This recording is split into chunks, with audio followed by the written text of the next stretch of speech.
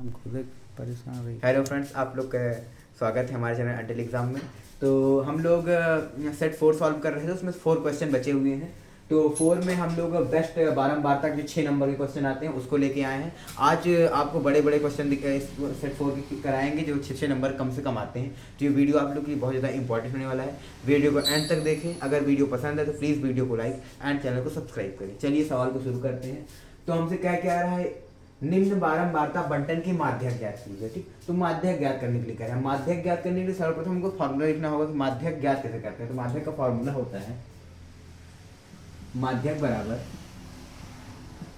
L plus का n/2 plus का CF upon का F इंटू का H। ठीक, ये फॉर्मूला हमारे पास होता है, इसी फॉर्मूले पे रखना है। देखिए L जो होता है हमारी निम्न सीमा होती है, n1/2 मतलब जो n बारंबारता का योग होता है उसका बटे 2। CF हमारा संचयी बारंबारता होता है। F जो होता है वो बहुलक मतलब मान ज्ञात करना होता है। F का मतलब निम्न मतलब F जो है हमें ज्ञात करना होगा। और इंटू H, H जो होता है वो होता है वर्ग अंतराल के बीच की मतलब वर्ग मतलब अंतराल जैसे 10 और 25, 25 और 40 इनके बीच में अंतर कितने का है वो हमारा H होता है। ठीक, तो F निकालते हैं और CF निकालते हैं। इनको निकालने के लिए पहले हमें संचयी बारंबारता निकालनी होगी। ठीक, तो चलिए संचयी बारंबारता निकालते हैं। संचयी बारंबारता,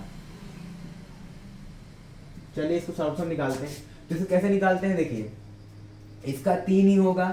अब देखिए इसके आगे प्रोसेस होगा 3 और प्लस 10। ठीक, बारंबारता जो है इसको जुड़ती जाएगी आगे। और 3 और 10 13। अब देखिए 13 और प्लस का 20 33। अब 33 प्लस का 13 46। ऐसे ये जुड़ता जाएगा जहां तक होगा। अब 46 और प्लस का 4 50, ये हुआ। ठीक, अब n/2 निकालते हैं। तो n निकालते हैं, चलिए देखते हैं। n बारंबारताओं का योग 3 और 10 13 होगा, 13 20 33 होगा।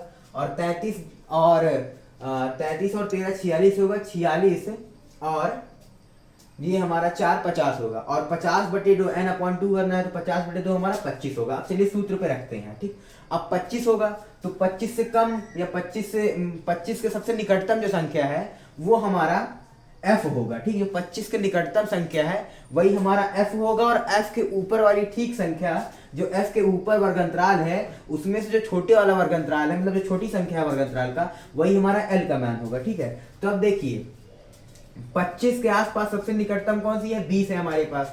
तो यहाँ से 20 के ऊपर देखिए ये निम्नतम सीमा क्या है, 40 है। तो हमारा L का मान जो हुआ 40 हुआ। प्लस का n/2 हम लोग निकाले थे 25 होगा। ठीक, n/2 25। और CF जो होगा हमारा, CF जो होगा वो 20 के इस साइड में जो होगा, जो 20 के जो है वो दाहिने पक्ष में जो संख्या होगी हमारे पास वो हमारा CF होगा, संचयी बारंबारता। तो 20 की तरफ देखिए 13 है, माइनस का 13, सॉरी सूत्र में माइनस होगा, माइनस का 13 अपॉन F का मान 25 के निकटतम 20 ही होगा इनटू अब H देखिए वर्ग अंतराल के बीच की मतलब जो अंतर है वो है वर्ग अंतराल का। अब देखिए 10 और 25 अंतर 15 का है, 25 और 40 अंतर 15 का है, 40 और 55 अंतर 15 का है। तो सब में ऐसे देखिए यहाँ तक 70 और 85 15 का अंतर है। तो यहाँ से हमारा H का जो मान होगा वो 15 हो जाएगा। अब देखिए 25 में से 13 जब घटाएंगे, 25 में से 13 घटाएंगे तो हमारा 12 बचेगा बटे 20 इंटू 15। देखिए 5 तिहाई 15 और 5 चौको 20। ठीक, और 4 तिहाइयां 12।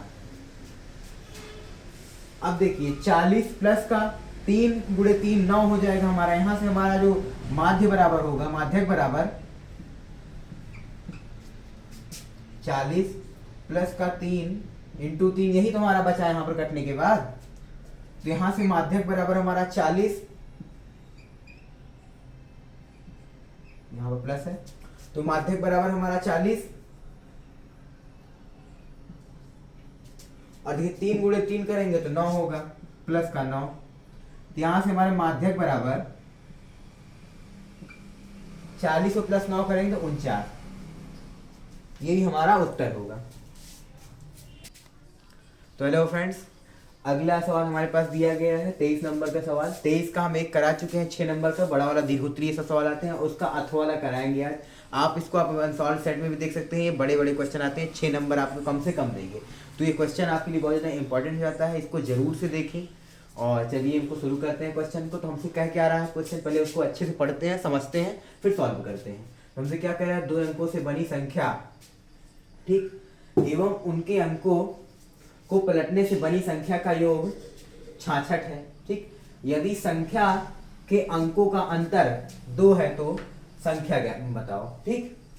अब पहले हम इसको मानते हैं, माना संख्या जो हमारी है x और y है, ठीक। माना दोनों संख्याएं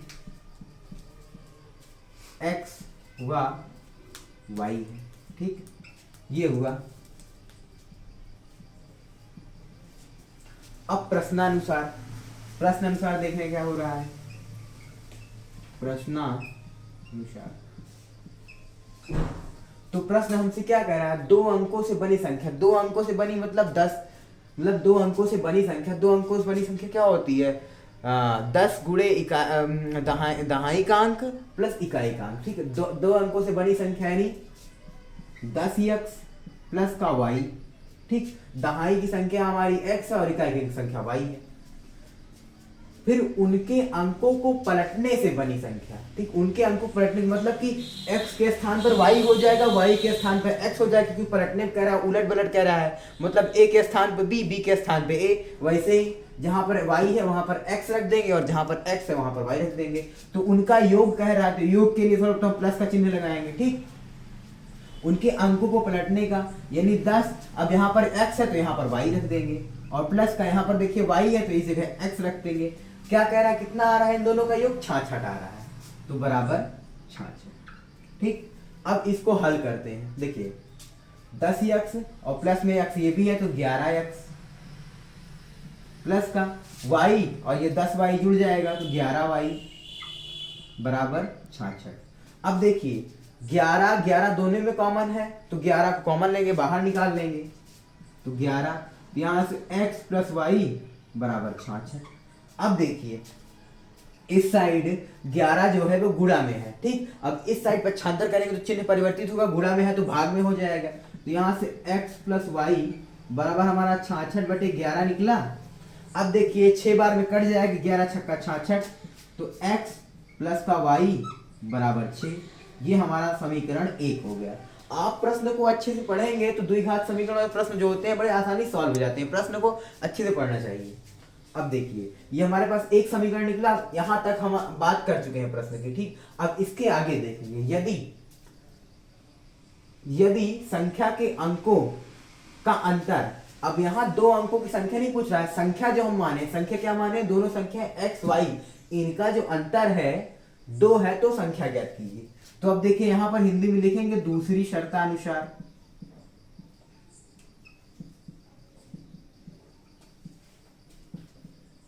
तो अब देखिए यदि संख्या के अंकों का अंतर, यानी संख्या हम x और y माने हैं, तो x और y अंतर पूछ रहा है तो घटाना पड़ेगा, y माइनस का y बराबर 2।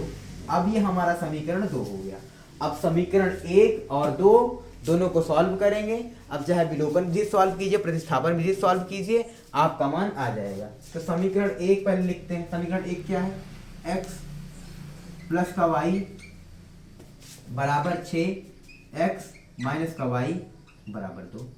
ये हमारा समीकरण 1 है, ये हमारा समीकरण 2 है। अब देखिए x भी बराबर है, y भी बराबर है, लेकिन इन दोनों का चिन्ह भिन्न है तो आसानी से कट जाए, क्योंकि अलग अलग चिन्ह होते हैं तो कट जाता है। इसको विलोपन विधि सॉल्व करते हैं। अब देखिए प्लस का y है, यहाँ माइनस का y है, तो प्लस से माइनस कट जाएगा। अब यहाँ पर देखिए प्लस का x और ये भी प्लस का x, तो x जुड़ के हो जाएगा हमारा 2x बराबर प्लस का 2 प्लस का 6 तो जुड़ के हो जाएगा 8। अब x बराबर ये गुणा में है, इस साइड आएगा तो भाग में हो जाएगा, तो 8/2, ठीक। ये हुआ। अभी 4 बार में कट जाएगा तो x बराबर हमारा 4 आया। अब x का मान आप चाहे समीकरण 1 में रखिए, समीकरण 2 में रखिए, समीकरण समीकरण 2 ही है हमारा, 3 है नहीं, तो समीकरण 1 2 जहाँ जिसमें रखिए आपका उत्तर आ जाएगा। तो हम x का मान चलिए समीकरण 2 में रखते हैं इस साइड।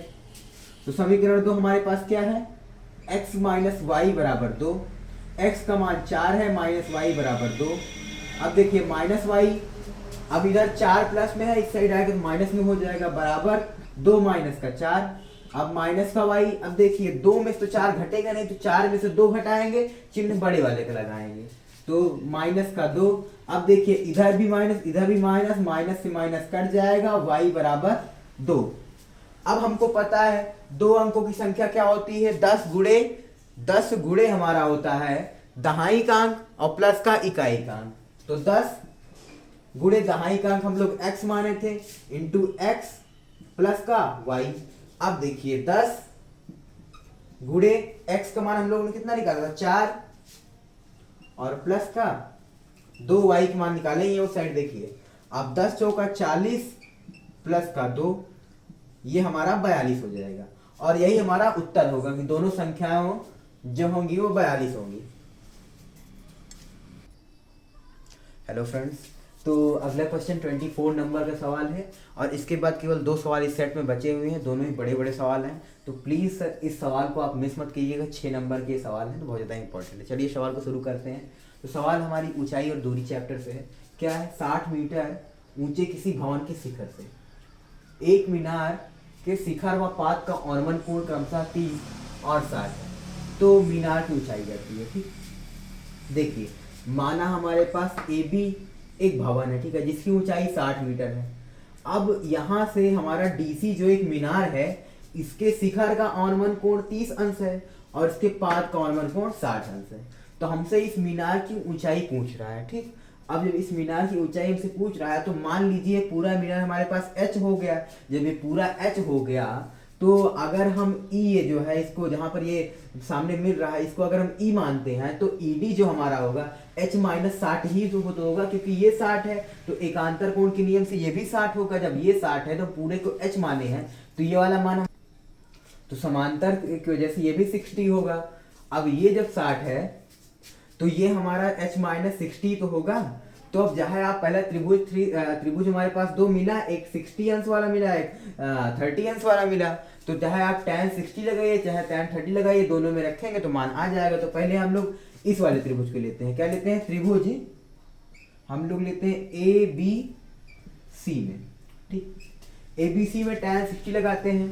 tan 60 मतलब लंब बटे आधार tan का मान होता है, तो tan 60 बराबर, अब देखिए लंब हमारे पास क्या दिया गया है, लंब 60 दिया गया है, बटे आधार। अगर हम BC को x मान लेते हैं, अगर मान लेते हैं BC हमारा x हो गया, तो आधार भी तो हमारा BC है, x हो जाएगा। अब tan 60 का मान आप लोग को पता ही है कितना होता है, √3। √3 बराबर 60 बटे का x।